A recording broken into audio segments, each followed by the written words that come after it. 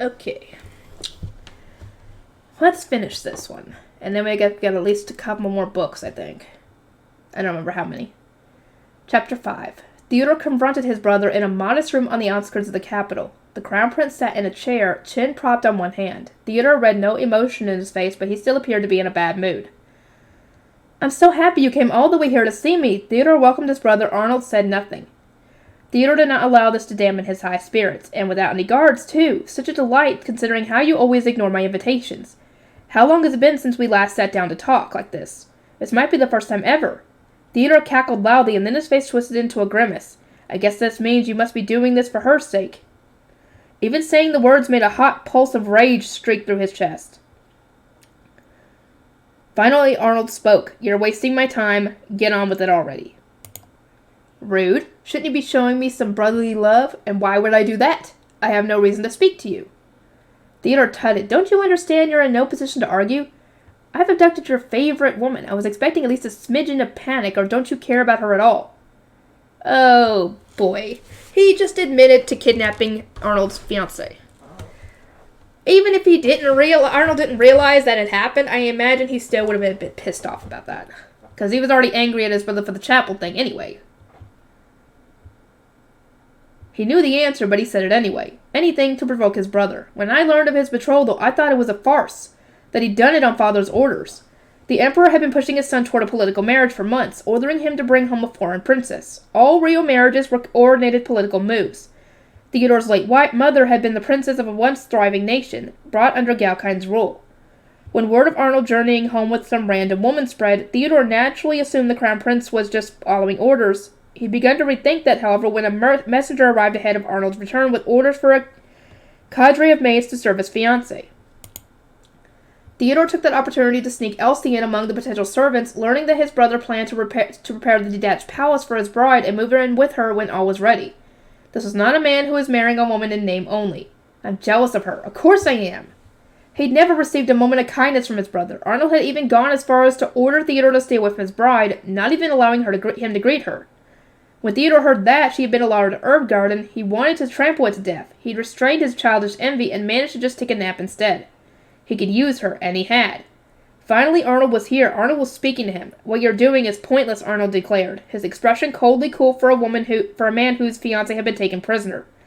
Pointless? Theodore snickered. I know you view me as a stranger with no strategic value, but now you must acknowledge at least this, that I can hurt you. He copied his brother's posture, propping up his chin in a mirror image. As you well know, what I want is your throne, the seat of your crown prince. Had his brother guessed that this was his price, or was Theodore so irrelevant in his eyes that he hadn't even bothered to wonder at his motives? Arnold's face revealed nothing. He glared at me so coldly that night at the chapel. Why won't he do it again? Arnold wouldn't give a damn about a challenge to his succession. Reach was his only weakness, and Theodore held her life in his hands. He stood up, continuing his threats. Are you listening? If you want your bride returned to you unharmed, you'll abdicate to my favor. Otherwise, I can't promise you her continued well-being. Oh. He knows. He knows she's fine. He knows she can handle herself. So, yeah, he's not worried. He knows she'll get back to him. He was met with silence. You care about her. You're playing it cool, but I know you're terrified. Not really terrified. More like just waiting. Theodore took a single step toward him. She means a lot to you, doesn't she? Far more than the brother you loathe the sight of and the sisters you sent away. You cherish her. And you want her by your side. I completely understand that. I know you. I've been watching you for a long time. Oh boy. I've got a feeling that, you getting too close to him is not a good thing, considering he can fight. And I'm assuming that if you get with the distance of him, he's going to reach out and grab you by the throat. Another step. Theodore was inching closer than his brother had ever allowed him. And right now, the life of the woman you care so much about is in my hands. You're very worried, aren't you? You must be on pins and needles. The fact that you came here so late at night without an escort is proof of that. His vision wavered. He felt almost lightheaded as he stood over his brother, voice rising to a screech. Come on, say something already. Admit I won this round. Say, well played, Theodore, and give me your title. Theodore smacked a hand against his chest. That's all I need. Give me this, and I'll be happy for the rest of my life. A long silence hung between them. Then his brother finally said, Theodore. Theodore was overjoyed to hear his brother say his name, but still, there was nothing on his face. No fury or contempt, not even mild dislike. Why not? Arnold smiled slowly, leisurely, like he had all the time in the world. Certainly not like he felt threatened. Very well, I'll play along for the moment. You claim that you've locked her up somewhere. Tell me, is it a prison? What? Theodore snapped, annoyed. He wasn't that stupid. He hadn't put her in somewhere as mundane as a prison. The city prisons were under the jurisdiction of the knights. Surely Arnold would have searched them all. His brother already knew the answer, so why was he bothering to ask? Theodore replied snidely, I put her in a cramped, dirty room. She won't escape. It's basically an isolated cell, locked from the outside. My, so you locked it, Arnold said. What else? I posted some ruffians to guard her. They're armed. Her room is up high, so she can't jump out the window. If she tries to scream for help, the guards will silence her in an instant. Oh, there's even a window. Arnold's arch tone just wound Theodore up further. Did you hear a word I said? There's no way that she can jump from a window that high. Ah, yes she can. Yes she can. He's seen her do it. Is that what you think? Yeah. Yeah, it is. And even if she did somehow manage to get out, my guards will capture her. He couldn't believe he had to explain this. It was so obvious. Nevertheless, his brother showed no sign of losing his composure. Normally, I'd agree with you. What the heck was he talking about? Theodore's irritation was beginning to shade over into anxiety. What if he'd made a miscalculation when choosing her as his hostage? No, wait. It can't be. Theodore knew he'd interpreted his brother's feelings correctly. He did care about Riche. It was plain as day in his gaze when he looked at her. So why wasn't he angry? Why wasn't he looking at Theodore with hatred and showering him with scathing words? Oh boy, here we go. I think this might get him. Maybe I'll cut off a finger, Theodore mused. How about show you I mean business? It's not too late for that, you know. The guards will hurt her on my command. I promise you that. My foolish little brother, Arnold smiled with disdain. Theodore had just done everything he could to make Arnold react, but this wasn't what he wanted. His brother was looking at him with pitying contempt for his foolishness, not because the capture of his bride had left him helpless. You already lost, Theodore. The second you thought you'd captured her, you already lost. What? Arnold glanced at the door. See? She's decided to join us. What the hell is wrong with you? You're being absolutely ludicrous. The door flew open with a bang. Theodore let out a shout. The door was locked. He was sure of it. Nevertheless, it was standing open. No, that's impossible. In the threshold stood a girl with coral-colored hair. She had a dagger in her hand and was spreading out the ragged skirt of her dress. His brother's fiancée, the beautiful Riche, looked at him, smiled, and hooked a piece of her hair behind her ear. Good evening, Prince Theodore. I'm here to settle this. Theodore shrank back. This can't be happening. Don't tell me Elsie was moved by her kindness, but that still doesn't make sense. I put Hugo and his man at the door. They would never betray me or allow Elsie to either. Riche ignored his sputtering, her gaze shifting to the right. Prince Arnold? It was almost awkward the way she said his name. A furtiveness to her expression. Theodore knew these two hadn't seen one another since that night in the chapel. He didn't know what had happened between them, but Arnold was regarding her coolly. I'm sorry for my idiot brother ruining your night, he said. Oh, it's all right. Theodore was just telling me about the room where he locked you up. Did you jump out the window or just make a hole in the wall? I can just imagine her kicking the wall and a hole in the wall. I have no idea what you mean. I left through the door like any normal person would. Arnold laughed. You laughed like any normal person would leave a locked cell watched by armed guards. Riche looked troubled but less nervous than before. Not that any of that mattered to Theodore. Who the hell are you? He clenched his fist. How did you get here? How did you escape? Prince Theodore, someone must have betrayed me. That's the only explanation. What was the point of doing all that if... Your Highness, with all due respect, I'd love to offer you a few words of advice. Riche's face had gone cold. Theodore flinched away at her intensity. He couldn't help it, even though she was only an ignorant noblewoman. Someone the same age as him. Advice? First of all, Riche put up a finger, don't let a prisoner of war out of your sight. You mustn't leave them alone, even in a locked room. If you can't be there yourself, post guards inside the room with them, at least 2. What are you talking about? Prisoners of war, he blurted. A normal noblewoman would never say something like this. He couldn't believe what he was hearing. Second, Riche raised another finger, always search your captive for weapons more than once. If you have an underling frisk a prisoner, you should do the final check yourself. Riche moved toward him, nonchalant, crowding Theodore up against the wall. She flipped her dagger from hand to hand. Where had she even gotten that? She had it. Honestly, you shouldn't leave them clothed. Strip them completely. That way they won't be able to hide any weapons or tools to aid their escape. This is especially important if the prisoner is a woman. If she's indecent, she'll feel she can't run away and she'll be afraid to try. The words fell from her red lips with a casual air as if it was the only common sense. She then held up 3 fingers. Third, You neglected to bind my hands and feet. When you do bind a prisoner, make sure they're in handcuffs and that the base of their thumbs is tied off with a durable rope. As for their ankles, I imagine this goes without saying, but it's best to fasten them to a pillar or a bed, something solid. Her long lashed eyes pierced Theodore. Her face was as pretty as a doll's, but alight with something fierce and fearsome. He couldn't look away. But even with all of that, it's still half-hearted. Do you know how best to ensure someone can't run away? Rishi leaned in. How? You break their arms and legs. Dang, girl! I mean, yes, that's all true. I'm guessing she learned that from her previous lives, especially the one being a knight. Theodore swallowed hard. Was she serious? His back hit the wall. Rishi leaning in close as she said matter-of-factly. These 3 actions are a sure thing. Broken bones, secure bonds, everything confiscated. Oh, and always post guards in groups. That's the only way to guarantee your prisoner won't escape you, or probably won't. You have to prepare for any eventuality. What in the world is wrong with this girl? Theodore recognized the look in her eyes. He would never forget it. He'd seen it in the eyes of wounded soldiers when he treated their injuries on the front lines. Escaped enemies will have information about your position and the makeup of your army. They will endanger you and your allies, civilians. You must always do what is necessary to ensure a captive can't slip your grasp. Oh wait, I was wrong. She had the eyes of a soldier standing on the battlefield, sword in hand. Just as he was sure of it, Rishi asserted that is what is required when you capture an enemy. A chill ran down Theodore's spine. Rishi, who had no idea what she was doing to him, smiled bashfully. At least that's how I learned it from a book. You went too easy on me, considering you were trying to threaten Arnold with my well-being. You even told them not to be rough with me. How? I know, I'm talking too much. But I still haven't told you the most important thing. I'll be keeping how I escaped a secret. Oh! A big hand grabbed Rishi by the shoulder, pulling her backward. Behind her stood Theodore's brother, looking consternated.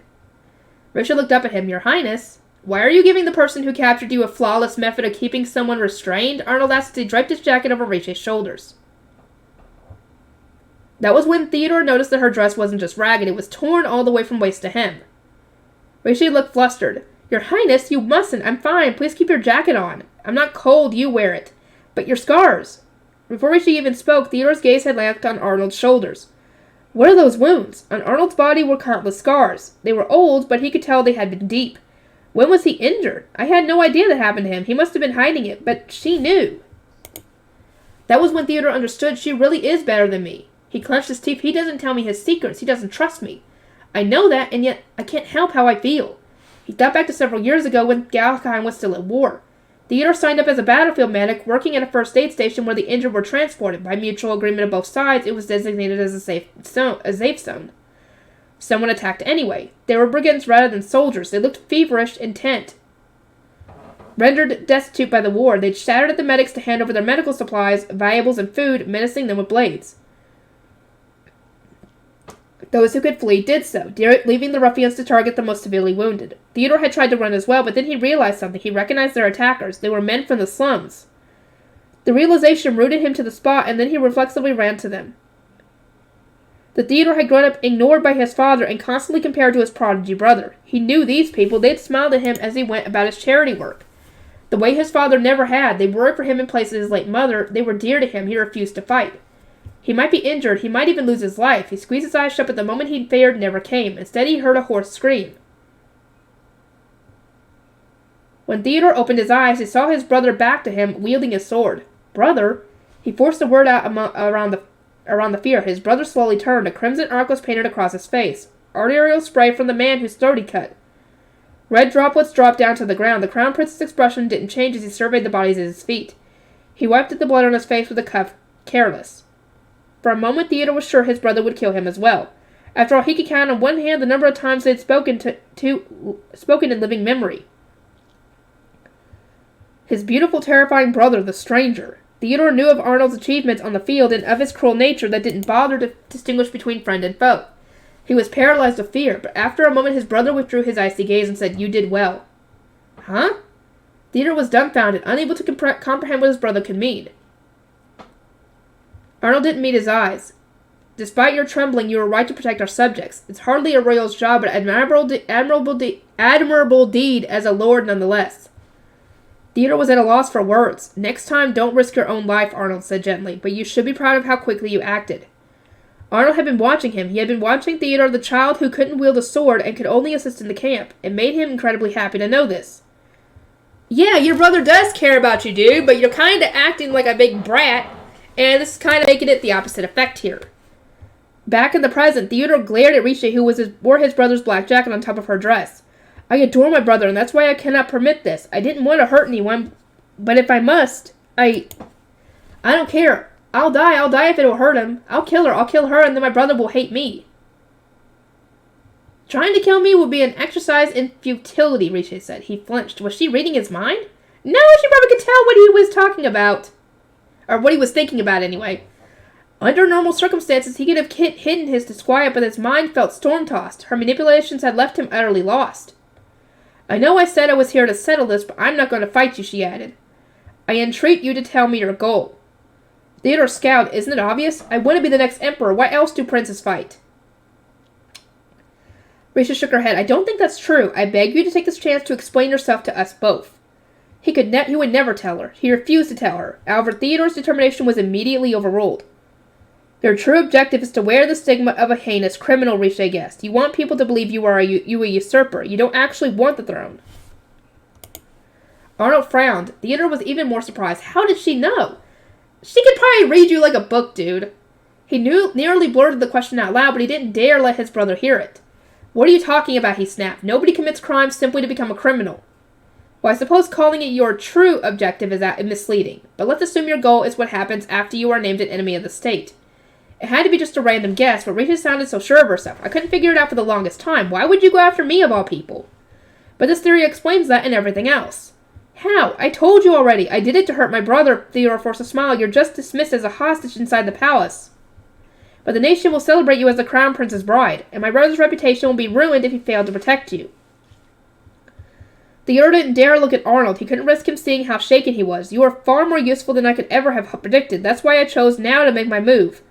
I was going to threaten Arnold with your safety and force him to give up his line in the succession. To outsiders, my only value is that I'm the crown prince's fiancé. His position matters, and nothing more. I suppose. You didn't possibly think it would work, did you? Riche asked, using me as a means to force his highness to hand over his title. Her words were humble, but Riche stood confidently. It didn't seem to bother her at all that other people saw her as worthless. I can say definitively that there was very little value in having me abducted. You're not stupid. Why did you bother? Was it just to annoy everyone? No, Theodore said, averting his eyes from Riche. You've had next to no official duties as the second prince for the past few years. Is that right? I have a feeling I know what he's after. He's wanting his brother to acknowledge him like he did back then 3 years ago because he said he did a good job. He wants to be acknowledged. He wanted to be acknowledged in a good light, but then that got twisted when he got nothing from his brother, and now he's just trying to get any attention he can from him at this point. Rishi was right. Much as he wanted to scoff, Theodore had resigned from his professional duties as an imperial prince. Everyone in the palace knew it, and that was by his own choice. His every action was to cultivate a wild and uncontrollable persona, so that when people spoke of him, they would say, there goes the second prince, gallivanting around and sleeping in weird places again. I've had a look at the records. You stopped doing charity work in the slums 2 years ago. You've been going there to help out since you were very young. Why stop? Theodore shrugged. I lost interest in it. Charity work is boring. I'd rather nap or do anything else. Another lie, Risha said. You haven't ever stopped. I saw no traces of public funds being moved. I assume you've used your own. How many records did she read? To a certain extent, records were available to the public in the palace library. They contained what could be called history books at this point, all the way to very recent public finances. Anyone who worked in the palace could read them, but they only listed superficial information. Perhaps one could draw the conclusions Rishi had through careful scrutiny, but not if you didn't know what you were looking for.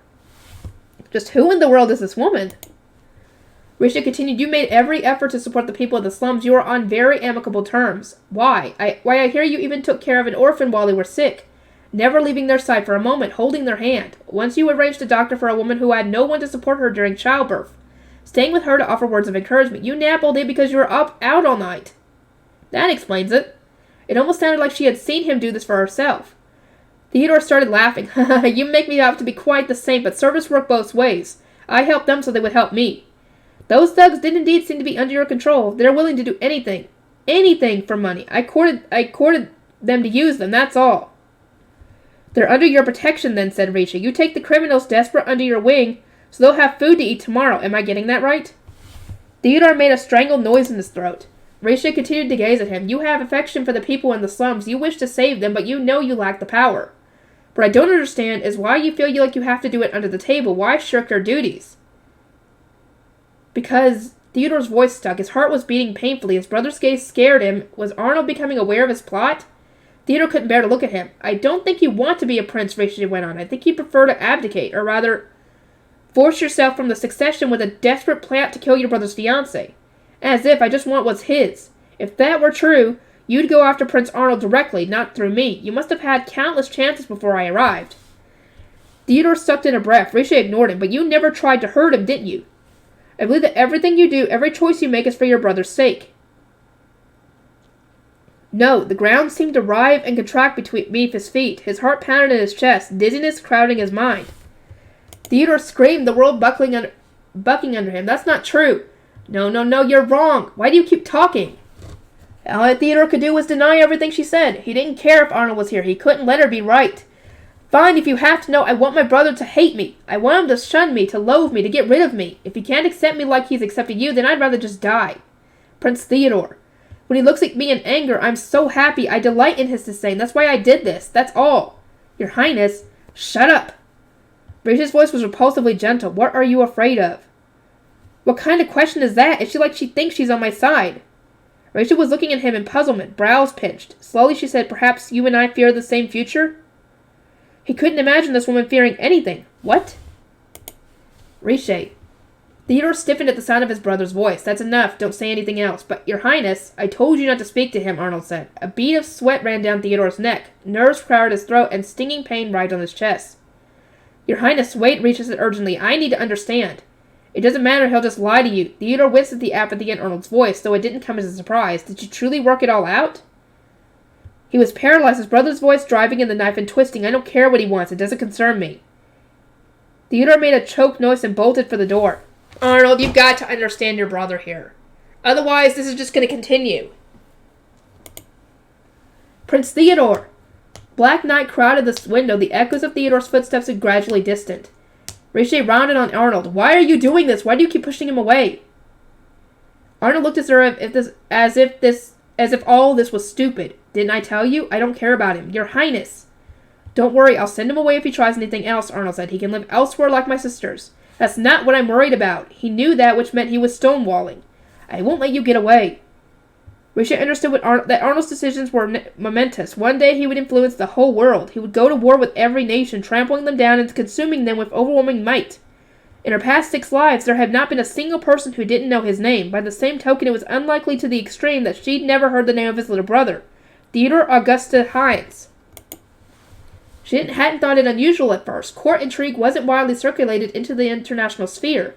At most, there would be rumors. It wouldn't be that unusual for a mere merchant or apothecary to never hear of him.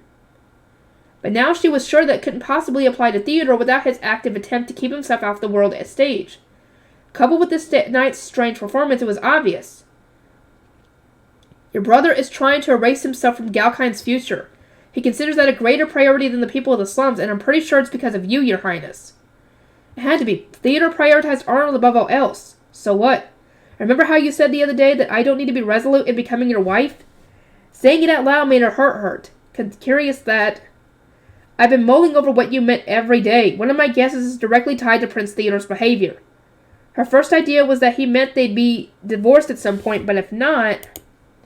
Arnold was telling her they already had plans to kill his father in 3 years and start the war, and if Theodore knew about this plan, if he guessed what his brother intended to do... You're planning to completely destroy everything, aren't you, Risha asked. You're going to discard your future. Arnold stared at her with cold eyes. That's what Prince Theodore fears, isn't it? And that's why he's behaving like a willful child with no aptitude for leadership. He doesn't want you to leave him the throne. When Arnold said nothing, she prodded. Well? Risha was taking a gamble. She needed to know whether the cruel Emperor Arnold Hine existed yet, somewhere inside him. Just let me in, just the smallest bit. I can still change the future. Arnold possessed compassion like any decent person. Risha fully believed he did not intend to start a war. She watched him unwaveringly, waiting for him to answer. Arnold was silent for what felt like eons before he said, Oh, I understand now. There was no trace of anger in his voice. Relief flooded Rishi until she saw Arnold's expression. She gasped. I'm sure of it. He gave her a challenging grin. A dark, chilling glint grew in his eyes. It made Rishi shiver. What's that supposed to mean? This was not the response Rishi was expecting. Not that provocative grin, not that cold look, nor those words. You know. He smiled at her bewilderment. You're adorable. What? I know being unsure of my intentions is distressing you, Arnold said, but you don't need to know. Feel free to continue theorizing, though. So Arnold refused to reveal anything to Rishi. Perhaps it had been naive of her to imagine he ever would. She pursed her lips, thinking. Over the past few weeks living in the palace, she truly thought she was coming to know him. I've been arrogant. I don't know him at all. Well, no dip, you never gotten to. Arnold's smile was gone, replaced with that bored, blank look. I'll say it again, just ignore Theodore. But, as for what you were saying, you're right that I'm laying plans for the event of my death. That's only what's expected of me. I can't make policies that can be undone just because I pass away. And, of course, he's, Yep, he's planning for his own death. He was denying Risha's conjecture. With her current hand, Risha couldn't refute him. Perhaps Theodore has read my actions wrong, he went on, but he's a fool. This was truly ridiculous gambit for a prince. Then in a considerably harsher tone, my brother shouldn't associate with someone like me. Rishi gawked at him in astonishment. Was this finally a glimpse into why Arnold kept his brother at a distance? Why he refused to interact with him, turned around when he saw him gumming?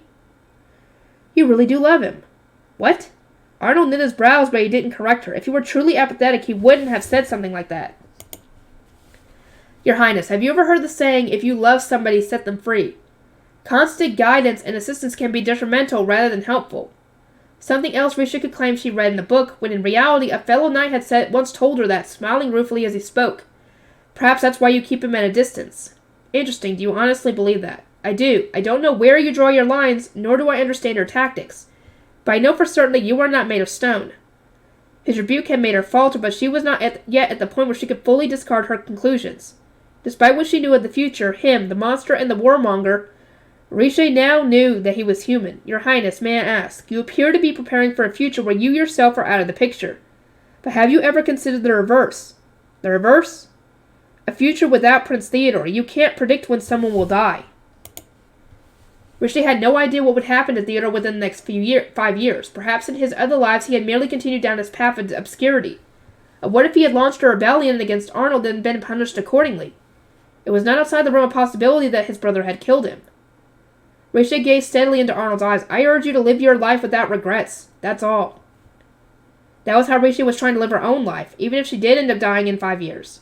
And if this loop was the one where she finally broke the cycle, her final chance, well, she wouldn't regret that either. So that was what she said to him. I am going to strive to live this life as your wife without any regrets. Rishi turned her back on Arnold and left him. Theodore's footsteps had been heading up the stairs rather than outside. She was sure of it. In the now empty room, Arnold muttered, damn it all. Rishi headed up the stairs in pursuit of Theodore. This building appeared to have once been an inn, and she sensed no one else inside but the three of them. They were on the 3rd floor. Theodore seemed to be on the 4th and still climbing. Catching up, Rishi found the doors to the roof left open. She stepped out on what once must have been a space for hanging laundry. She pictured the tableau of dozens of sheets softly fluttering in the wind. Tonight all was silent. Theodore stood under the spell of a starry sky. Prince Theodore. He flinched like a scolded child, then turned back to her with a pout. Oh, do you have another lecture prepared? Perhaps I'm running away? Should I have run down and out instead of up? I know you weren't trying to run away. If you wanted to escape, you would have just left. Theodore huffed. I wanted to speak without my brother present. I've shamed myself enough as it is. The prince strode over to the roof's edge, propping himself up against the railing. His eyes were wide and earnest. Gone was the petulant look of a boy intent on dodging his truths. You know, my brother doesn't ever take credit for the brilliant policy changes he makes to improve our country, Theodore smiled. Eventually the citizens find out, though, but they never say. Or they credit our father. His sleek hair fluttered in the wind. On the other hand, there's an unnatural number of rumors about my brother. Do you know what I'm talking about? About how cruel he was during the war? Exactly, Theodore said. You're from another country. You've heard all about it. Why do you think the crown prince of the victorious nation is infamous everywhere? The answer he was looking for was obvious, because Prince Arnold found himself intended for such rumors to spread. Theodore nodded. That's what I think too. He hides his meritorious deeds and spreads the contemptible. He's ruining his own reputation. I can't imagine he intends to participate in politics for much longer. And there's more. He slowly shut his eyes. He has no attachment to his position as crown prince. He's arranging his affairs so that he can disappear whenever he wants to. I know I'm right. I've watched him for so long. Riche said nothing. I don't know the next phase of his plans, but we can't just let him disappear. He's too important, don't you agree? Theodore had no idea what kind of future Arnold would choose. He had no way of knowing that Arnold wasn't planning to step down from politics. He was going to incite a massacre. But Theodore's sense of impending crisis was spot on. Everything I've done has mimicked his moves, Theodore said. If he plans to entrust the nation to me and then disappear, then I'll disappear first. I'll save him from his own stupidity. He gazed at Riche with the eyes that matched his brother's, then smiled gently. This is the only kindness I can offer him. Riche had so many things she wanted to share and to ask, why are you telling me all this? Because just now you saw that we're afraid of the same thing. Assuming you figured out what I'm thinking, you're afraid of him disappearing too. I suppose it makes sense. Your position as his wife would be in jeopardy if something happened to him. On the contrary, but Riche kept that to herself. She couldn't tell him she knew his brother would kill her in 5 years. I thought it would be worth confirming your fears. His gaze went flinty. Maybe I could finally frighten you off. Another roundabout motive. This was getting annoying. Riche wished these brothers would tone down the emotional manipulation. Don't look at me like that. You stole my beloved brother from me. I'm allowed my revenge. Not that he was ever very brotherly to me, but I'd still be gratified if this leaves you hopeless of ever preventing the future you fear. May I get a word in? Riche asked, just as a strong gust of wind blew across the rooftop. She clutched Arnold's jacket to her shoulder so it wouldn't fly away. I won't be afraid of the future anymore. Theodore looked at her with surprise. Riche felt as if the ground were contorting under her feet. The medicine's wearing off. I just need a little bit longer. Your brother must be planning something momentous. I intend to use all my power and every means at my disposal to stop him. She took a deep breath and balanced herself, trying not to wobble. I won't hesitate. I'll take all the help I can get, no matter what debts I incur. One can't be picky when faced with an opponent like him. She pierced him with her gaze. Naturally, that includes you. Me? Theodore swiftly covered his confusion with a sneer. Such confidence. My brother truly chose well. But I don't think you'll be able to stop him. Nothing I say will influence him. The most I can do is obstruct his plans. That's what you've been doing for the past 2 years, am I right? Putting your own position at risk, dirtying your hands. But if you truly wish to help your brother, I suggest focusing on your own life, on what makes you happy. What? This time Theodore couldn't downplay the bafflement. Why is my happiness related to his future? Prince Arnold would not wish for a future in which you were unhappy. That doesn't make sense. Of course it does, Riche said. You're the only brother he has. Theodore stared at him. Why do you think Prince Arnold came here alone in the middle of the night? To save you, obviously. His Highness knew I wouldn't go quietly, and that I can save myself.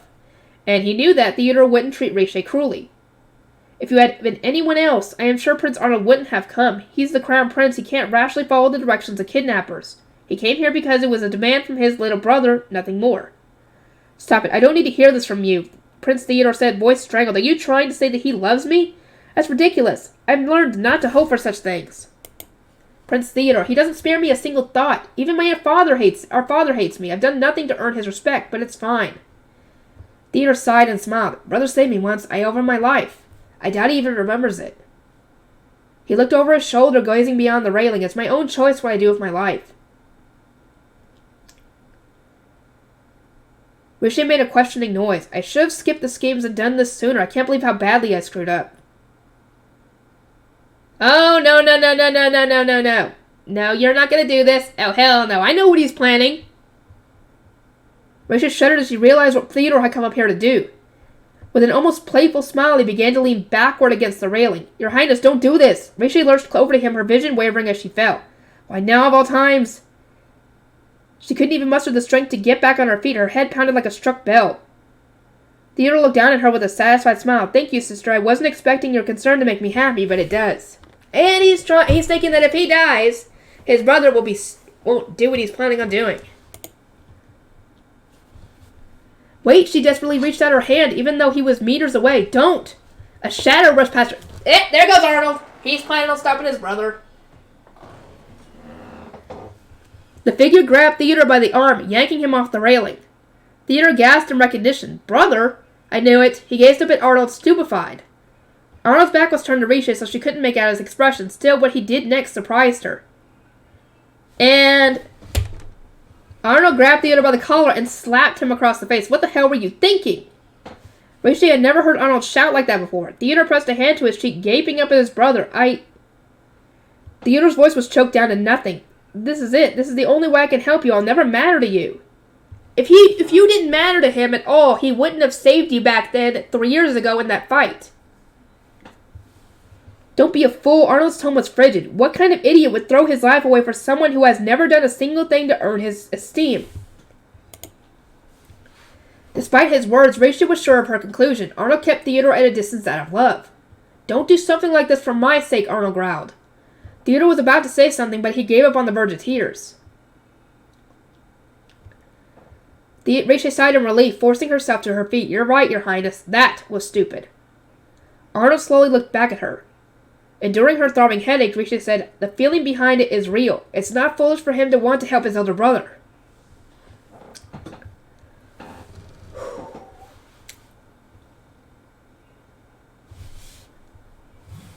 Her breath shook, going shallow. Isn't that right, Prince Theodore?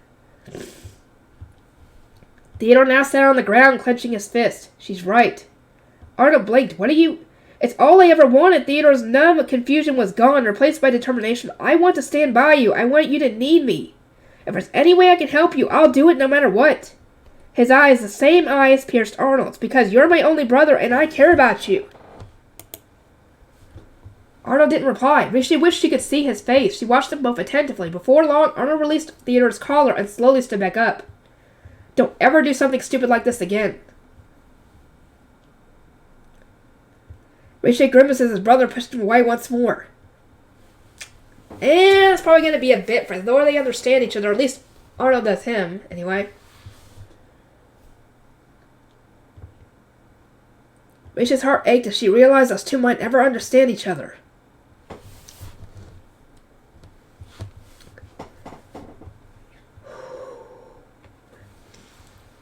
But what Arnold said next surprised her.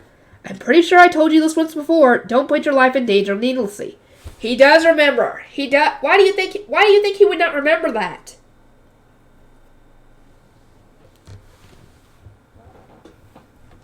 Theodore's voice trembled as he asked, do you remember that day? Of course I do.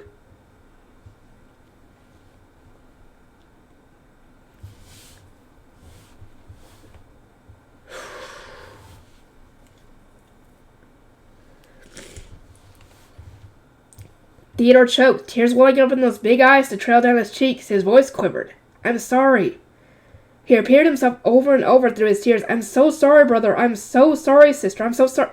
Arnold looked at it at a loss. Okay, we get it already. Stop crying. But... Rishi felt light with relief. Thank goodness. Theodore's crying face was that of a small child who had finally plucked up the courage to make amends. If he can cry like that, he'll be alright. Can't really say the same for whatever Arnold's planning, that's for sure.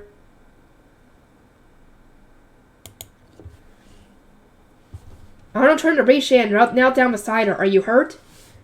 I knew you would come, Your Highness. I came because of something you said. She wondered what it was. That Theodore might disappear from Arnold's life? Perhaps it had sounded like a threat, even if Rishi had been speaking metaphorically? I'm glad you two have made up. I don't think they've made up completely. Arnold stood in silence and held out his gloved hand to Rishi. She smiled as she took it. The taut string of tension that had been keeping her on her feet slackened. I'm really Rishi. The strength left her and she finally lost the fight against unconsciousness. She passed out again because, her body finally was like, enough. Sister, Theodore cried out as Rishi fainted. Arnold caught her the moment she went limp. Theodore jumped to his feet and wiped away his tears with the cuff of his sleeve, hurrying over. Is she okay? She stumbled earlier, but a guard had told him she'd fainted in captivity. He'd taken it for an act. The possibility that it hadn't been filled him with horror. Oh no, don't tell me it's because I locked her up. No, it's not. His brother seemed strangely calm as he looked down at Rishi in his arms and murmured, she's just sleeping. Wait, really? He took a closer look. It did indeed seem like she'd just fallen asleep. Now, of all times?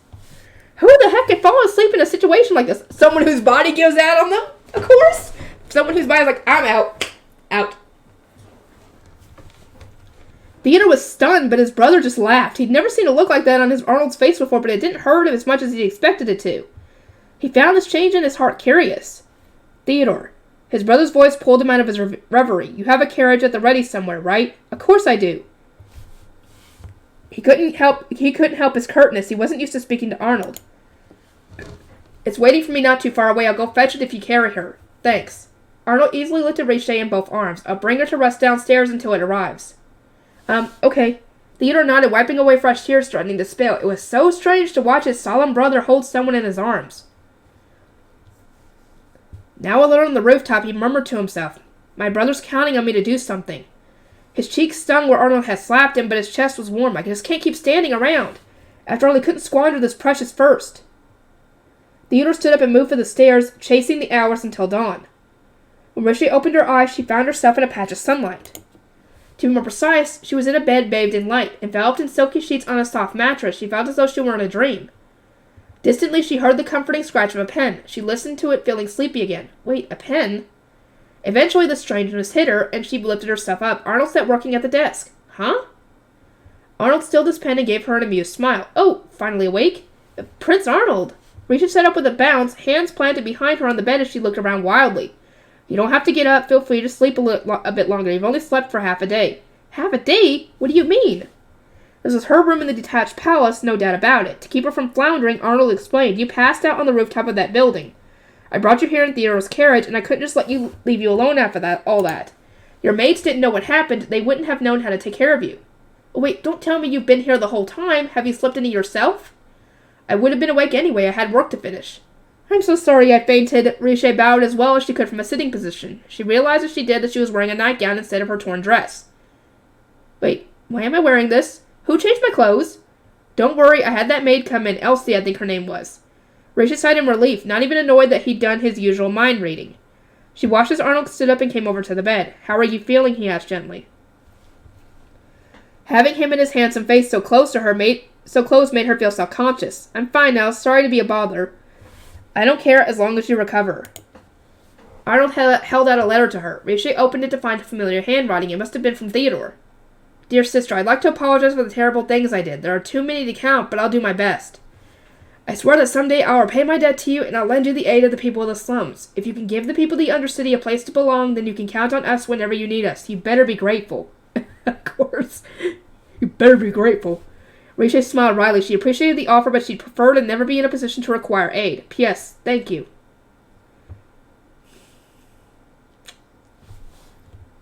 Riche traced the letters with her fingertips. You and Prince Theodore had a talk, didn't you? Arnold frowned. What makes you say that? If you hadn't, you wouldn't be the one handing me this letter. Arnold said nothing, but his lack of denial made her sure she was right. The letter eased her mind, at least for now. Perhaps this was a small change in the slide from the last 6, shrinking the distance between the two brothers. She couldn't prevent the happy grin from spreading across her face. Why are you smiling like that? Arnold asked. I'm pleased. Why wouldn't I want my husband on good terms with this family? Sometimes I think you're the strangest woman I've ever met, Arnold said, his eyes downcast, mouth softer than usual. I mean, you already knew she was strange, considering how you wanted to marry her, even after just meeting her. And how you had seen how she was. So, I mean, you already knew she was strange anyway. That pleased her, too. In fact, she was very happy with this whole turn of events. Arnold looked back up. I forgot to mention, think of something that you want. A penalty. A what? Did he want to buy her something?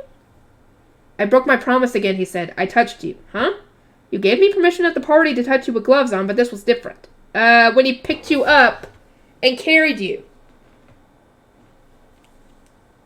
I'm assuming that's what he's talking about, unless it's something else that he didn't mention. What was he talking about? Riche cocked her head, puzzled. He always wore black gloves. He was wearing them right now. Finally, it hit her. Oh! He was talking about that night a week ago in the chapel. Arnold had been wearing gloves, but he hadn't touched her with his hands. Riche face burned. He touched me with his lips. I don't need anything. Flustered, she snatched the sheets to hide her face. Arnold smiled when distinctly shy. Or sly, you could have just told me why, she trailed off. Why I did that? Never mind. Oh, poor thing. She did want to know, but she couldn't help denying it. That night had been weighing on her nerves increasingly ever since. It had made last night even more difficult. She'd resolved to speak to Theodore, but she'd frozen at the sight of Arnold. She'd been so relieved that when he acted like nothing out of the ordinary had happened. Maybe it didn't mean anything, or maybe it did. I don't know. That's why I tried so hard not to think about it. Riche. Now what? Riche revealed only her eyes for glaring. Arnold chuckled. I'm sorry about all the trouble my brother caused. Risha could barely believe she was hearing this, words spoken by a true older brother who felt a sense of responsibility and sympathy for his sibling. She wished Theodore could have heard. Risha shook her head. It was no trouble at all. He'd be my little brother soon, too. Arnold looked briefly surprised and pleased. That's true. Yeah, 'cause he'll be her brother-in-law. The burning flush had gone down, but Risha's heart was still pounding. The feeling was strange. She wasn't sure if she liked it. In the grand scheme of things, today might be trivial, but it was with these little things, one after another, that she would change the future. Or so she prayed. That evening, Arnold's attendant, Oliver, rubbed his forehead in consternation as the prince summarized the day's events. So, all that's really happened is Prince Theodore becoming Lady Risha's ally. And that troubles you? You know it does. When Arnold didn't respond, Oliver dropped his voice to a murmur. Your brother is no ordinary prince. He is a king in his own right to the underclass, all those who flirt at the edges of legality and treason. So it would seem. What's more, the young women of the palace adore Lady Risha, and now she has connections to the Aria Trading Company as well, which has been spreading its influence all over the world. She has the servants, a guild, your brother, and the people he commands. Oliver counted on his fingers the personal connections their future crown princess had made within the scant few weeks she had been in Galkine. What else could she be doing other than building out her faction? I mean, even if she did, that doesn't mean it has to be a threat to him. A faction that could, in time, become a threat. Arnold did not appear concerned. So what? I far would prefer this to my future wife finding herself alone and helpless. But, Your Highness, Oliver bit off his entreaty. If Arnold was allowing it, he had his reasons. Resigned, Oliver heaved a sigh. Very well. All shall be as you will. Also, something arrived for you. He presented the prince with the letter. Arnold grimaced at the impression in the wax seal before breaking it and giving it a swift glance. He grunted and handed it back. Oliver bowed reverently as he accepted it, swiftly appraising himself of its contents. It was a missive from an individual of some importance from a distant place. Oh my. It opened with words of congratulations for Crown Prince Arnold on his betrothal, begging indulgence for the writer's inability to attend the wedding ceremony in the coming months. Instead, the letter writer intended to visit Galkine before the ceremony with a gift. What now? Oliver rubbed at his temples. More trouble, that's what. To be continued! Oh, bonus story! The Lullaby of a Heartbeat. Risha worked swiftly and diligently in a bedchamber of the main palace. It was the middle of the afternoon, but the thick navy blue curtains kept the room dim. She was setting up the perfect environment for a quiet sleep.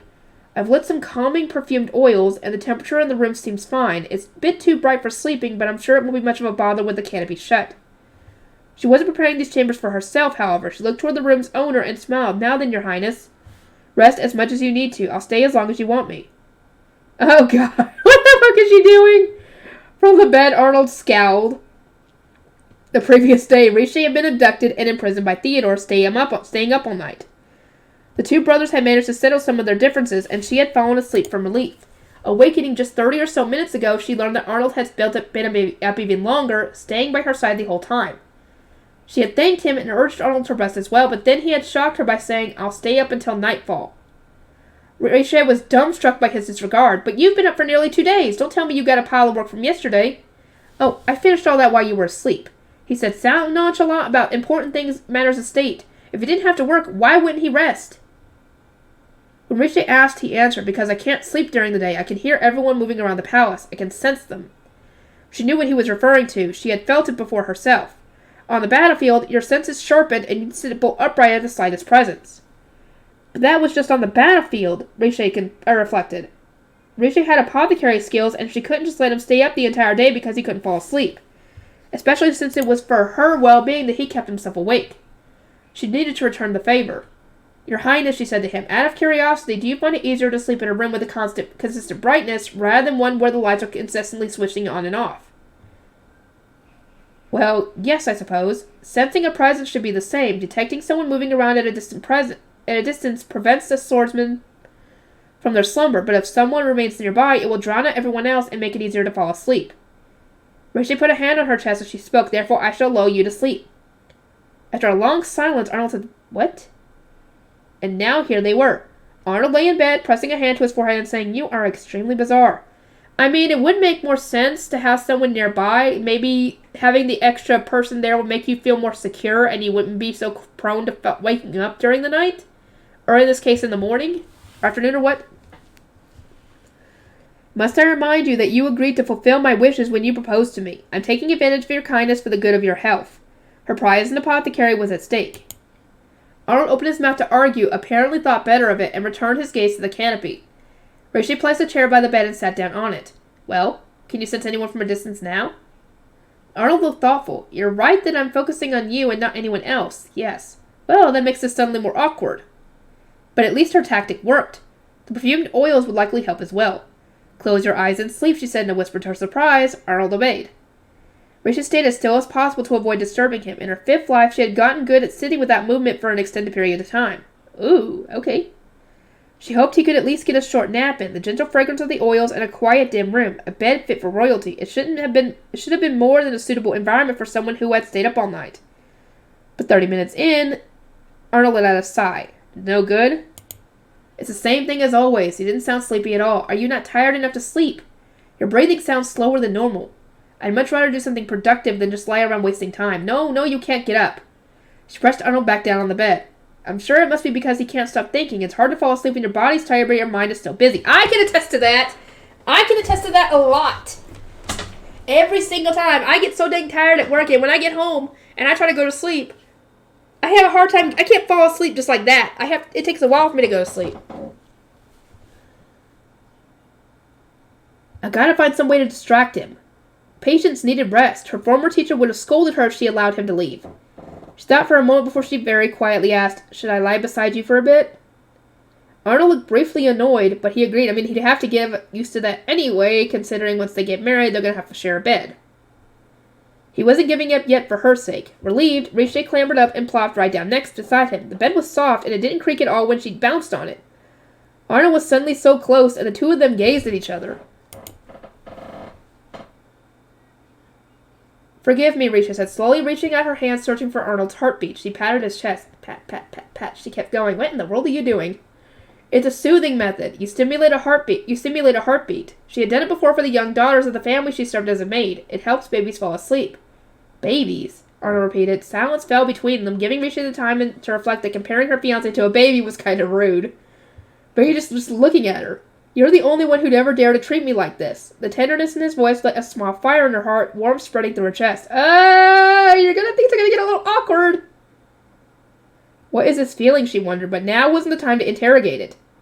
The prince lay on his back with his eyes closed. As she gazed at his hands and profile, she realized she could see the nape of his neck.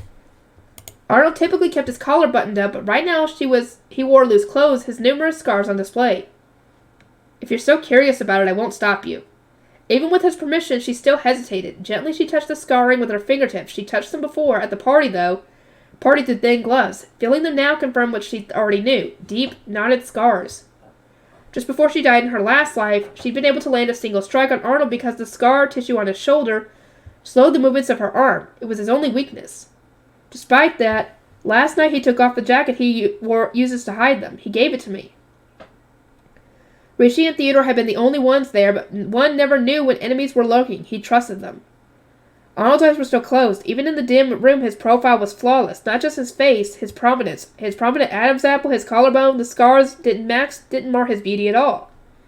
He looks like a work of art, but he's flesh and blood. Why was he so willing to let her touch a part he knew she could use against him? That's all she could think about as she caressed the scars with a smooth fingertip. Hey, he grasped her wrist with a big hand. Oh, oops. His grip on her wrist wasn't tight, but he was frowning.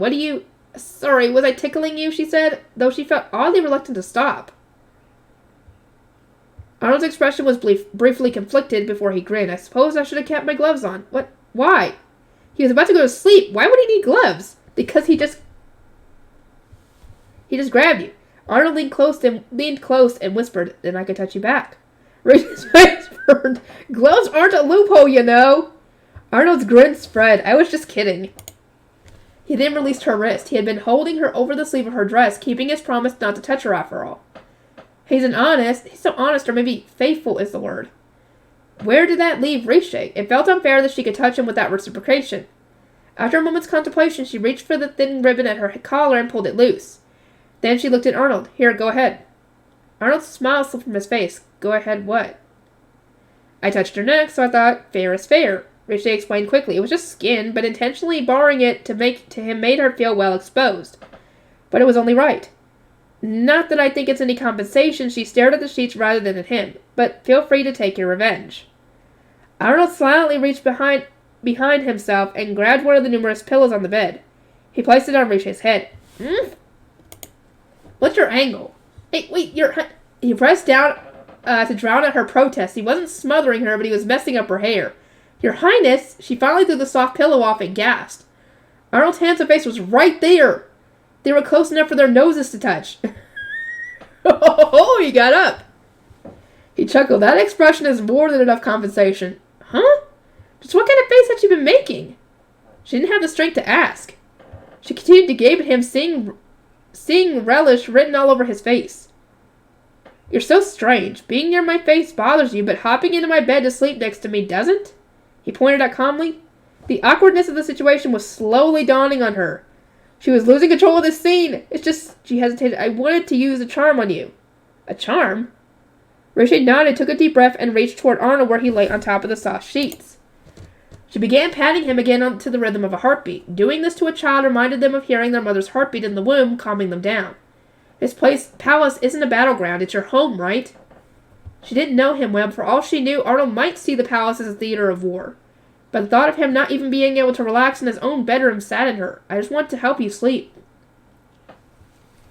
Arnold didn't respond. Rishi had no memory of the time between falling asleep on the roof and waking in her bed, but she recalled her fears and strength out of her, now with the relief of finding Arnold at her side, watching over her as she slept. In that moment, she felt safe. She meant to repay him for that peace however she could, even if it was a losing battle. Arnold continued to gaze at Rishi as she pondered this. In that case, he smoothed a strand of hair away from her cheek, careful not to touch her face. You'll have to stay here with me until I fall asleep. That's going to probably take a while. Rishi looked back at him. Are you sure I won't be a bother? I can concentrate on just you if you're here, right? Slowly, Arnold shut his eyes once more, voice growing husky with exhaustion. I prefer your presence to being alone. Rishi smiled. Okay. She didn't say anything after that, just kept beating out a heartbeat with her palms. Soon enough, Arnold's breaths went long and deep. His peaceful breathing was so pleasant that she found herself dozing off as well. Okay,